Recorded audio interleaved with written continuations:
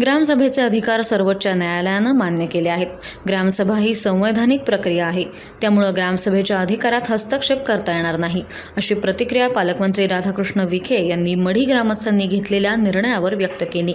मात्र मढीच्या प्रकरणात समन्वय साधून समझोत्याचा प्रयत्न करण्याच्या सूचना जिल्हा परिषद मुख्य कार्यकारी अधिकाऱ्यांना दिल्याचंही त्यांनी सांगितलं. जिल्हाधिकारी कार्यालयात त्यांनी माध्यमांशी संवाद साधला. मढी ग्रामस्थांनी यंदाच्या कानिफनाथ यात्रा उत्सवात मुस्लिम व्यावसायिकांना बंदी घातली आहे. यावर बोलताना विखे म्हणाले, ग्रामसभेच्या त्या भावना आहेत, त्यामुळे त्या जाणून घेण्याच्या दृष्टीनं मंत्री नितेश राणे मढीला येत असतील तर ते चांगलंच आहे.